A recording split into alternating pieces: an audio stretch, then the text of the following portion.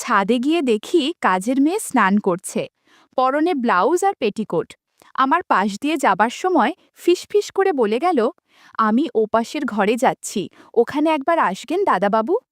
তার কিছুক্ষণ বাদেই আমি চুপি চুপি সেখানে গেলাম। ঘরে ঢুকতেই যা দেখলাম, আমার চোখ ছানা বড়া হয়ে গেল। আমার নাম সুমিত, আমার বয়স 40 বছর। আমি একটি প্রাইভেট প্রতিষ্ঠানে ম্যানেজারের পদে চাকরি করি। আমার বেতন প্রায় ভালোই ছিল। আমি বিবাহ করেছি, প্রায় 10 বছর হতে চলল। আমার বিয়ে 10 বছর হলেও আমার কোনো সন্তান হয়নি। 5 বছর আগে চাকুরি সূত্রে একটি মফস্বল এলাকায় থাকতাম। জায়গাটা শহরের মতো উন্নত না হওয়ার কারণে ওখানে কোনো ডেয়ারি ছিল না, তাই কোনো রকম প্যাকেটের দুধ পাওয়া যেত না। তবে কিছু খাটাল ছিল, যেখান থেকে মেয়ে বউরা বাড়ি বাড়ি গাভীর দুধ সরবরাহ করত। তেমনই এক বৌদি রোজ আমাদের বাড়িতে আসতো। তার নাম পিয়ারি। পিয়ালি যদিও আমার চেয়ে বয়সে ছোটই ছিল, তবুও আমরা তাকে বৌদি বলেই চিনতাম ও ডাকতাম। পিয়ালির বয়স 30 বছরের মধ্যেই ছিল, কিন্তু দেখতে খুব সুন্দর। প্রায় 5 ফুট 4 ইঞ্চি লম্বা ও ফর্সা ছিল, যা সচরাচর ওদের সমাজে দেখা যায় না। গাছের বাতাবি লেবুগুলো বেশ বড় আর সুস্বাদু। পিয়ালি সবসময় পুরনো শাড়ি আর হালকা রঙের ব্লাউজ পরে কাজে বের হয়। ও যখন কলস আর বালতি নিয়ে রাস্তা দিয়ে হেঁটে যায়, তখন পাড়ার সবাই তাকিয়ে থাকে। পিয়ালির প্রতি সবার একটা টান আছে। সবাই তাকিয়ে থাকলেও পিয়ালি খুবই সরল মনে হেঁটে যায়।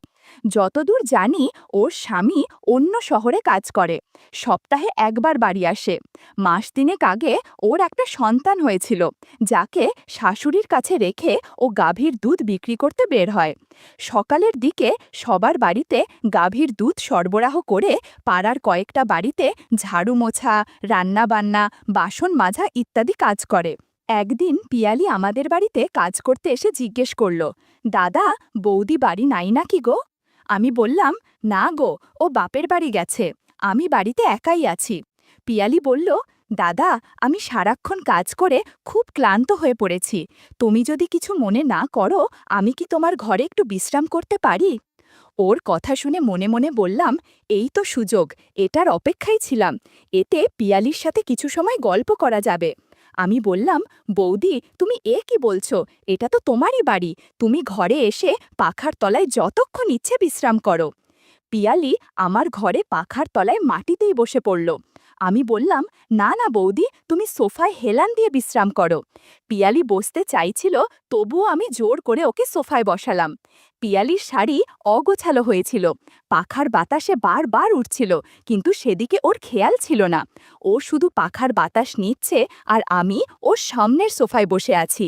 পিয়ালি বলল, দাদা, কি দেখছো, কিছু বলবে নাকি? আমি বললাম, না মানে, তুমি সারাদিন কত কাজ করো তাই ভাবছি।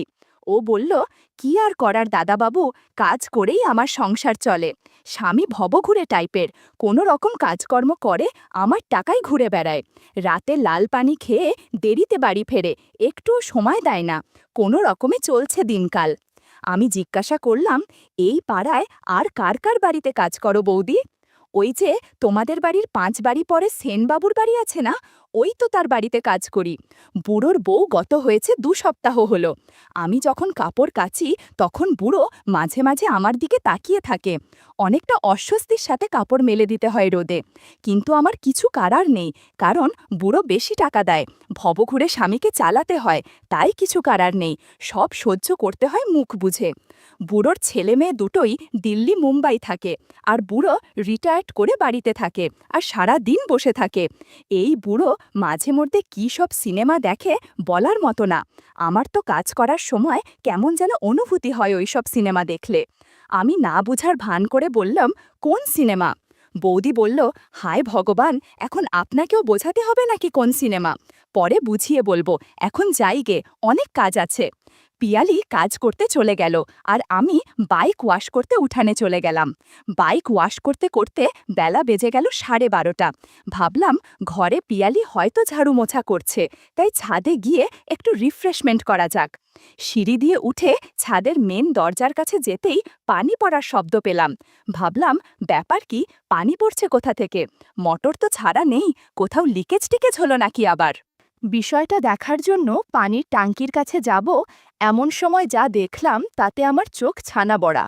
দেখি পিয়ালি স্নান করছে, পরনে ব্লাউজ আর পেটিকোট, শাড়ি ছাদের দড়িতে রাখা। আমি আরেকটু কাছে যেতেই আমাকে খেয়াল করলো এবং চমকে গিয়ে নিজেকে আড়াল করলো। আমি বললাম, কি যে করিস না তোরা, বাথরুম থাকতে কেউ ছাদে স্নান করে নাকি? আমার রুমের সাথে অ্যাটাচড বাথরুম আছে, সেখানেও যেতে পারতি। পিয়ালি বলল, আসলে দাদাবাবু, অনেক গরম পড়েছে, তাই ভাবলাম ছাদে এসে স্নান সেরে একবারে বাড়িতে যাব। পিয়ালি কথা বলছিল, আমি গাছের বাতাবি লেবু দেখছিলাম। কি যে মহা মুশকিলে পড়ে গেলাম বুঝতে পারলাম না। তাড়াতাড়ি কর বলে নিচে চলে গেলাম স্নান করতে। আমি যথারীতি স্নান করছি, ছাদের কথা ভাবতে ভাবতে খেয়ালই করিনি যে আমি দরজাটা লক করতে ভুলে গেছি। স্নান করার মাঝে শাওয়ার অফ করে পিয়ালিকে কল্পনা করছিলাম। তখন হঠাৎ পিয়ালি বালতি রাখার জন্য আমার বাথরুমে চলে আসে। কি একটা অবস্থা! এমন সময় চলে আসায় আমি হচকিয়ে গেলাম। এদিকে পিয়ালি দ্রুততার সাথে বলল, আসলে আমি এই বালতিটা রাখতে এসেছিলাম দাদাবাবু। আর কোনো কথা না বলে সোজা বাইরে চলে গেল। আমি তাড়াতাড়ি স্নান শেষ করে বের হলাম। ড্রেস আপ করে পিয়ালিকে ডাক দিলাম। পিয়ালি আসলো। তাকিয়ে দেখি ও কিছুটা হাসছে। আমি বললাম, হাসছ কেন?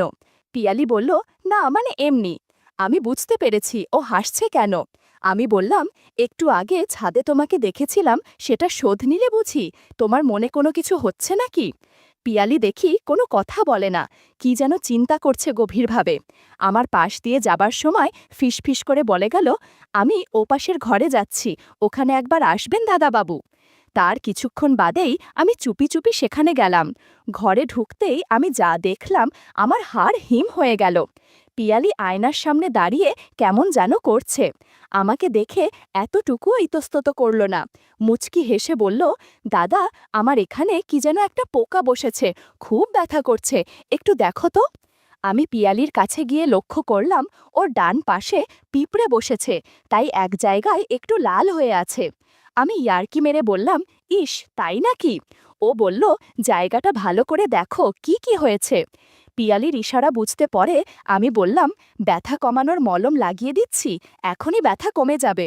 আমি মলম দেওয়ার সময় পিয়ালি বলল, না গো দাদাবাবু, শুধু মলম দিলে ব্যথা কমবে না, একটু চিকিৎসা করতে হবে। আমি বললাম, প্রাথমিক চিকিৎসার কাজ আমি ভালো জানি, তুমি চুপচাপ এখানে বসে পড়ো, এরপর দেখছি কি করা যায়। আমি গাছের বাতাবি লেবু খেয়ে চিকিৎসা শুরু করলাম। বন্ধুরা, কিছু ঘটনা ইউটিউবের কড়া নিয়মের কারণে সরাসরি বলা যাচ্ছে না। তোমরা কমেন্টে দেয়া লিংক থেকে আমার ওয়েবসাইট ভিজিট করো, সেখানে একদম খোলামেলা গল্প দেয়া আছে। কিছুক্ষণ পর অফিস থেকে ফোন আসলো। কোনো উপায় না পেয়ে মাঝপথেই ফোন রিসিভ করলাম। এদিকে পিয়ালির চোখে মুখে বিরক্তির ছাপ। একটু পর ফোন রাখার পর বললাম, আজ মনে হয় তোমার চিকিৎসা করা ভালো করে হবে না, অন্য দিন দেখতে হবে। তুমি তুমি চাইলে তোহসেনবাবুর চিকিৎসা নিতে পারো। পিয়ালি বলল, ওই বুড়োর নিজেরই তো চিকিৎসা লাগে, উল্টো আমার কি চিকিৎসা করবে সে? পিয়ালির কথা শুনে আমার খুব হাসি পেল।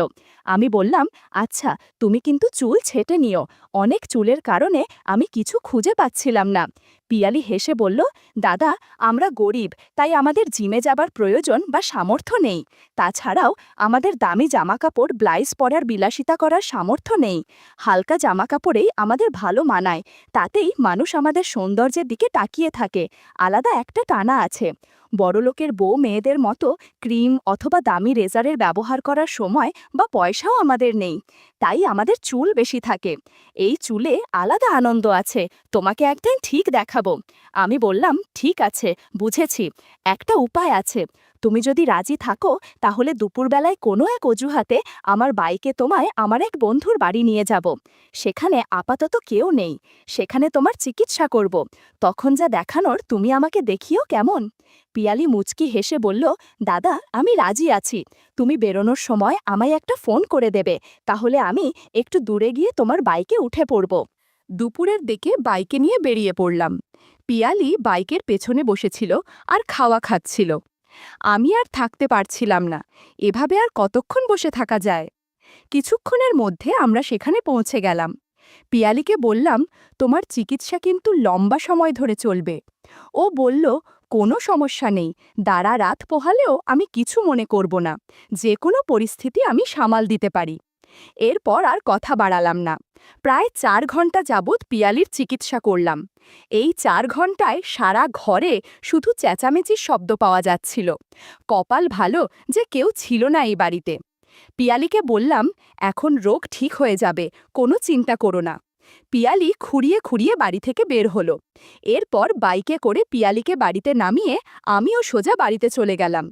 এর মাঝে আমার স্ত্রীর চোখ ফাঁকি দিয়ে পিয়ালির সাথে কিছু সময়ও কাটিয়েছি। সমস্যা হলো, পিয়ালি আরও কয়েকজনের বাড়িতে কাজ করে বলে আমাদের বাড়িতে বেশি একটা সময় থাকে না। সেই কবে অন্য 2 বাড়ি থেকে ছুটি পেলে আমাদের বাড়িতে বেশিক্ষণ কাজ করে। অবশ্য সেটা অন্য কারণে, যা তোমরা ভালো করেই জানো বন্ধুরা। যাই হোক, কয়েকদিন অফিসের কাজকর্মের কারণে বেশ ব্যস্ত ছিলাম। আগামী 2 দিন পরাপর সরকারি ছুটি পেয়েছি বলে খুব খুশি খুশি লাগছিল। অফিস থেকে বাড়িতে ফিরে এক নতুন মাঝবয়সী সুন্দরী বেশ স্বাস্থ্যবান মহিলাকে দেখে জিজ্ঞাসা করলাম, এ কে? বউ উত্তর দিল যে কাজের সন্ধানে এসেছিল, কাজের মানুষ লাগবে নাকি জানতে। কোথাও কেউ নেই, আগে এক বাড়িতে কাজ করত, তারা এখান থেকে চলে গেছে। এখন ও যাবে কোথায়, তাই বলেছি থাক এখানে। সাথে সাথে আমার মন খারাপ হয়ে গেল। জিজ্ঞাসা করলাম, তাহলে পিয়ালির কি হবে? ও তো এখানে কাজ করে। বউ বলল, পিয়ালি তো আমাদের বাড়িতে শুধু গাভীর দুধ সরবরাহ করে আর ঘর ঝাড়ু মোছা দেয়। তাই নতুন করে ওকে রেখেছি, যাতে জামা কাপড় ধোয়া আর বাসন মাজায় সাহায্য করতে পারে। মনে মনে ভাবলাম, আরে ব্যাস, তাহলে তো ঘরে 2টো সূর্য উদয় হলো। এখন নতুন করে ওর সাথে বন্ধুত্ব করতে হবে। পিয়ালির থেকেও কম সুন্দরী না নতুন কাজের মেয়ে। আমি বললাম, যা ভালো বুঝো করো, তবে ওর ব্লাউজটা দেখেছো? যে বাড়িতে আগে কাজ করত তারা কি এইভাবেই রেখেছে? একটা ব্লাউজও কিনে দেয়নি। অন্তত তোমার একটাই দাও ওকে। বউ বলল, দেখেছি, কিন্তু আমার ব্লাউজ ওর লাগবে না। দেখি কাল বাজারে গেলে একটা এনে দিব। জিজ্ঞাসা করলাম, এত কিছু শুনলাম, ওর নামটাই জানা হলো না, তাই এর নাম কি? বউ বলল, চম্পা। কথা চলাকালীন হাত মুখ ধুয়ে কাপড় বদলে খেতে বসেছি। চম্পা এমন সময় এসে জিজ্ঞাসা করল, বৌদি, ছাদের কাপড়গুলি নিয়ে আসি? বউ বলল, যা দেখ, শুকিয়ে থাকলে নিয়ে আয়। তখন একটু ভালো করে দেখলাম, বয়স একটু বেশি হলেও একসময় সুন্দরীই ছিল। খাবার খাওয়ার সময় হঠাৎ করে ফোন এলো যে বউয়ের বড় ভাই আসছে সিঙ্গাপুর থেকে, তাকে দেখতে বাপের বাড়ি যেতে হবে। পরের দিন সন্ধ্যায় বউকে বাসে তুলে দিয়ে আসলাম। আস্তে আস্তে অনেক রাত হয়ে গেল। চম্পা জিজ্ঞাসা করল, বাবু এত দেরি করে ফিরলেন যে? আমি বললাম, হ্যাঁ বলিস না, রাস্তায় অনেক জ্যাম, তাই হেঁটেই চলে এসেছি। চম্পা বলল, যান, আপনি হাত মুখ ধুয়ে আসেন, আমি ভাত তরকারি গরম করি। সিগারেট জ্বালিয়ে টিভির সামনে খাওয়া দাওয়া শেষ করে একটু বসলাম। সোফার হাতলে হেলান দিয়ে একটু কাত হয়ে টিভি দেখছি। একটা বাংলা সিনেমা চলছে। চম্পাকে বললাম, আমার পা মালিশ করব দিতে? সারা দিনের ক্লান্তির পর পায়ে মালিশ করার কারণে ঘুম ঘুম পাচ্ছে। এপাশ ওপাশ করতে করতে এরই মধ্যে পরনের কারণ কিছুটা অগোছালো হয়ে গেল। ঘরে কোনো লাইট নেই। পাশের ঘরে যেখানে খাবার টেবিল, ওখানে লাইট জ্বলছে, তার থেকে আলো আসছে। চোখ মিটমিট করে দেখি চম্পা জাদুর লাঠির দিকে তাকিয়ে আছে, পা মালিশ করার দিকে খেয়াল নেই তেমন। সুযোগ বুঝে বললাম, এখন এই জায়গায় মালিশ কর। কথা শুনে কেমন হচকিয়ে গেল। কিছুক্ষণ নীরবতার পর আবারও বললাম, কি হলো, চুপ করে আসিস কেন? আমার কথা শুনে চম্পা বলল, এইটা আবার কেমনে মালিশ করে? বললাম, দাঁড়া, আমি শিখিয়ে দিচ্ছি। আমি সোফা থেকে উঠে ফ্লোরে কার্পেটের ওপর ওর পাশে গিয়ে বসলাম। তারপর একে একে সব শিখিয়ে দিলাম। 50 মিনিটের মতো ওকে সব শিখিয়ে বললাম, কি রে, সব বুঝেছিস তো? এখন কেমন লাগছে? ও বলল, খুব ভালো দাদাবাবু, আপনি তাড়াতাড়ি আশীর্বাদের প্রসাদ দিয়ে দিন। 5 মিনিট পর আশীর্বাদের প্রসাদ দিলাম। আমু ফিস করে জিজ্ঞাসা করলাম, এই গুপ্তবিদ্যার কথা কাউকে বলিস না, তুই না বললে অনেক বকশিস পাবি। আরও জিজ্ঞাসা করলাম, আগে যে বাড়িতে কাজ করতি সে বাড়ির কেউ বকশিস দেয়নি? চম্পা বলল, রোজ না হইলেও 2 বা 3 দিন পর পরই বকশিস দিত। আগের বাড়ির বৌদি খুব কড়া, আপনার বউয়ের মতো নরম স্বভাবের না। তবে ওই বৌদি চাকরি করে, যখন বাড়িতে উনি থাকতো না, তখন বাবুমশাই অনেক আশীর্বাদ করত, প্রসাদ খাইয়ে দিত। একদিন বউকে লুকিয়ে আমায় একটা দামি ব্লাউজ আর পেটিকোট উপহার দিয়েছিল। কাজের মাঝে যদি এরকম উপহার পেয়ে আমার খুবই ভালো লাগছিল। ও পাড়ার গৌতম, নতুন বিয়ে করেছে, বউ বেশ সুন্দরী। বেটা সব সময় নতুন বউয়ের সেবা যত্ন করত, আদর করত। বেচারি নতুন বউ আমার সামনে লজ্জা পাচ্ছে, কিন্তু গৌতম ওর বারণ কিছুতেই শুনছে না। সারা মাস খাটাখাটুনি করার পর যা রোজগার করতাম তার চেয়ে অনেক বেশি টাকা 2-3 দিনের মধ্যেই রোজগার করে ফেললাম। কয়েকদিন বাদে দেখলাম গৌতমের বউ বাপের বাড়ি গেছে। ইচ্ছে করে বললাম, তোমার নতুন বউ তো বাপের বাড়ি গেছে, সেজন্য এখন তোমার অসুবিধা হচ্ছে না? গৌতম বলল, অসুবিধা তো হচ্ছেই, একা আর ভালো লাগছে না। কি যে করি মাসি, তুমিই বলো। আমি বললাম, আমি তো আছি, তবে 500 টাকা দিলে তোমার সব কাজ করে দেব, আর কষ্ট করা লাগবে না। গৌতম বলল, মাসি, আমি তোমায় 2000 টাকা দেব, আমার চিকিৎসা করে দাও। আমি রাজি হয়ে গেলাম। সেদিন সারা রাত ওর বাড়িতে কাজ করেছি। সকালবেলা 2000 টাকার নোট দিয়ে বলল, আগামীকাল আবার এসো। আমার অনেক ক্লান্ত লাগছিল। ভাগ্যিস সব বাড়ি থেকে আগেই ছুটি নিয়ে রেখেছিলাম, তা না হলে কারো বাড়ি কাজ করা মোটেই সম্ভব হতো না। চম্পার কথা শুনে আমি রীতিমতো অবাক। কত বাড়িতে যে কাজ করেছে তার হিসেব নেই। ওর কথা শুনে কেমন যেন অনুভূতি হলো, তাই সেই রাতে আবারও সেবা যত্ন করলাম। পরের দিন সকালে ঘুম ভাঙল সকাল 9টায়। উঠে দেখি চম্পার শাড়ি বিছানার পাশে রাখা। কোনো রকম মুখ ধুয়ে রান্নাঘরে গিয়ে দেখি ব্লাউজ আর পেটিকোট পরে মশলা বাটছে। বললাম, রান্না কত দূর? চম্পা বলল, এত দ্রুত খিদে লেগে গেল, কাল রাতের খাবারে পেট ভরেনি ঠিকমতো। আমি বললাম, না গো, তাড়াতাড়ি রান্না করো। এমন সময় কলিং বেলের শব্দ। মনে হলো পিয়ালি এসেছে গাভীর দুধ দিতে। দরজা খুলে ওকে ভেতরে নিয়ে আসলাম। আজকে পিয়ালি হাতাকাটা ব্লাউজ পরে এসেছে, শাড়ি পরেছে কোনো রকম, তবুও সুন্দর লাগছিল। চম্পাকে দেখে বলল, ইনি আবার কে? আমি বললাম, তোর বৌদি নতুন কাজের বউ রেখেছে, এখন থেকে ও এখানেই কাজ করবে। পিয়ালি বলল, যাক, ভালোই হয়েছে। ঘরের যে অবস্থা, তাতে মনে হচ্ছে অনেক ঝড় হয়েছে। সব কিছু এত অগোছালো কেন? চম্পা বলে উঠল, কাল রাতে দাদাবাবু আমার প্রাথমিক চিকিৎসা করেছে, তাই এরকম। পিয়ালি আমার দিকে তাকিয়ে বলল, বাবা, দাদাবাবু, তোমার তো দেখছি ভাগ্য খুলে গেছে। একবেলা আমায় আশীর্বাদ করবে, আর একবেলা চম্পাদি, তাই না? আমি হো হো করে হেসে বললাম, ওই আর কি।